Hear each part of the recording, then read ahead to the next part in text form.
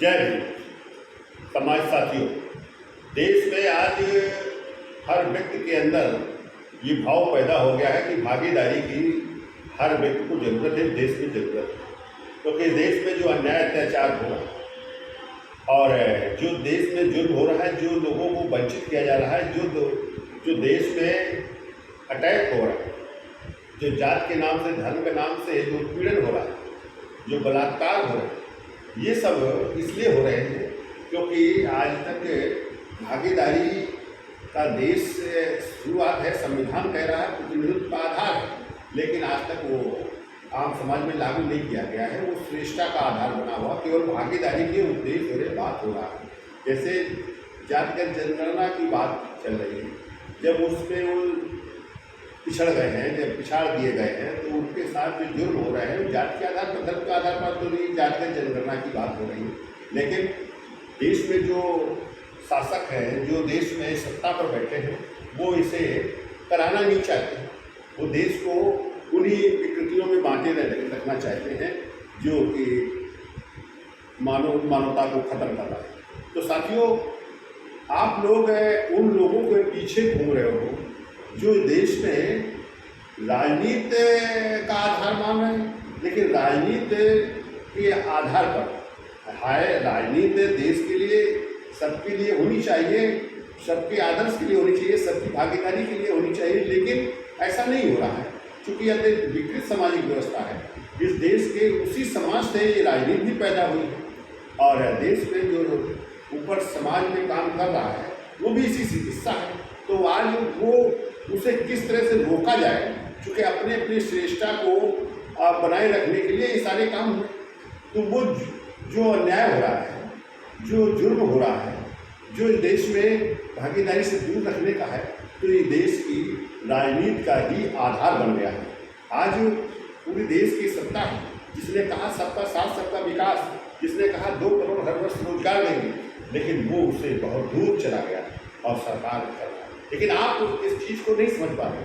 लेकिन इस भागीदारी के सिस्टम को अच्छी तरीके से मैंने खोज लिया है, मैंने पा लिया है। मैं चाहता हूँ कि लोग के बीच में भागीदारी जाए, वो आसानी से भागीदारी पैदा की जा सकती है। आसानी से हर क्षेत्र में जो जुर्म अन्याय अत्याचार है, चाहे वो सामाजिक हो, चाहे राजनीतिक हो, चाहे देश में आर्थिक हो, ये सब में जो है वो भागीदारी का सिद्धांत काम करेगा और सब एक ही शक्ति से, एक जनशक्ति से, वो भागीदारी का एक केंद्र है। जिन्होंने, अगर आप दीनदयाल उपाध्याय को आप जानते हैं, जिनकी कल्पना थे, और भागीदारी अलग अलग ढंग से डिफाइन की गई है। आज तक जो उन्होंने भागीदारी का एक सिद्धांत दिया है, तो वो जो कैसे मानव के स्त्री पुरुष की भागीदारी से भागीदारी की शुरुआत, उससे सृष्टि का भागीदारी होती है। वो एक ऐसा चक्र बनता है कि वो चक्र कहीं मिलता नहीं है, वो लगातार कंटिन्यूशन में चला जाता है। तो जब स्त्री पुरुष की भागीदारी हुई, उससे जब से बच्चा हुआ, इस तरह से उसका परिवार का सृजन हुआ, फिर परिवार की भागीदारी हुई, तो इस समाज का भागीदारी बनी। समाज की भागीदारी जब बनी तो जिला और प्रदेश और देश की भागीदारी शुरुआत हुई, तो इसी तरह से विश्व की भागीदारी। तो ये भागीदारी का कंसेप्ट है, वो कहीं मिलता नहीं, वो चलता, अनवरत चलता रहता है, वो हर क्षेत्र में चलता है, वो भागीदारी हर क्षेत्र में चलती है। और इसको कंसेप्ट को लागू करने की बात है, और ये आसानी से लागू किया जा सकता है। इसमें किसी का कोई मतभेद नहीं सकता है। इससे जो तमाम कुरीतियाँ हैं, ये सभी खत्म हो जाएंगी। आज जो मानव के विभेद है, ये सब खत्म होगा, और ये खत्म आप करोगे। आप अगर वंचित हो भागीदारी से, तो आप ही को इसे करना है, दूसरा कोई नहीं करना है। आप जो है किसी नेता के पीछे घूम रहे हो, किसी बहुत बड़े ताकतवर माफिया के पीछे घूम रहे हो, तो वो आपको शिकार बनाते हैं, वो आपके ऊपर जुर्म कर रहे हैं, और वो करते चले आ रहे हैं, करते रहेंगे। आज कोई भी पार्टी, चाहे आपके बिरादरी का नाम ले रहा हो, चाहे वो सबकी बात कर रहा हो, लेकिन ये सभी इनडायरेक्ट में ये भागीदारी से दूर रखना चाहते हैं। वो उस हिंदुत्व के आधार को बनाए रखना चाहते हैं, जिसके द्वारा आपका सब कुछ विनाश हो और वो आप पर शासन कर रहे हैं, वो आप पर ताकत के बल पर अपने ऐशो आराम की मिलती है। तो अगर इसे सब खत्म करना है तो आपको ये विरोध नहीं कर सकते, आप उस आधार पर काम करना शुरू करोगे, क्योंकि भागीदारी के बगैर कोई काम होना नहीं है। भागीदारी को सही तरीके से संचालित किया जाएगा तो साथियों हर व्यक्ति को इस देश में इंसान बनने का मौका मिलेगा और हर व्यक्ति इस देश का बड़ा गौरवान्वित होगा। वो जो आदर्श भारत का हिस्सा बनेगा और जो पहले कभी विश्व गुरु के नाम से जाना जाता था, तो विश्व गुरु के रूप में फिर से आदर्श के रूप में जाने जाओगे पूरे देश को। जो आज तमाम तरह की जो दिक्कतें पैदा हुई, आज डॉलर और नोट में जो अंतर आया है, चूँकि श्रम का बहुत बड़ा योगदान है, जो श्रम के साथ साथ जो अर्थ का बड़ा योगदान है, अर्थ का सहायक है, अर्थ के बगैर कोई चलना नहीं है।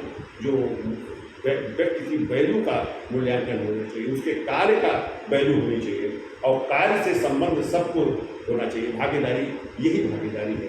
भागीदारी को ये पूर्ण रूप से हमने डिटेल में दिया है।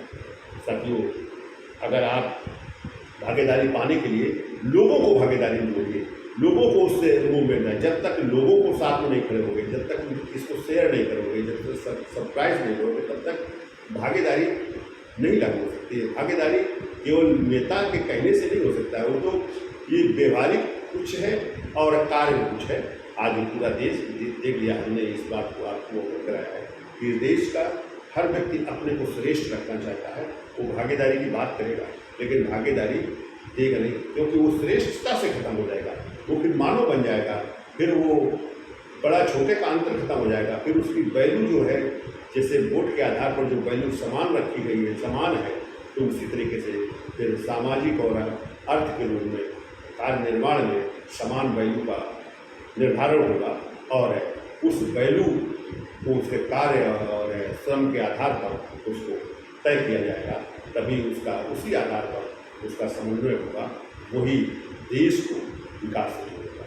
मैं साथियों आपको इतनी बात आज कह रहा हूँ कि लोगों को जोड़ने का करो, इसको सब्सक्राइब करो, इसको सब तक पहुँचाने का काम करो। जिस दिन मिलियन में ये अगर आप सब्सक्राइब कर देते हो, शेयर कर देते हो, तो फिर साथियों इस देश में भागीदारी होगी, फिर ये अन्याय अत्याचार खत्म होगा, फिर देश में उस व्यक्ति की शासन सत्ता होगी, वो व्यक्ति सत्ता पर जाएगा जो भागीदारी को महत्व समझता होगा, जो उसको लागू करने का संकल्प लिया होगा और जो लागू करेगा, तो फिर दूसरा नहीं पहुँच सकता है।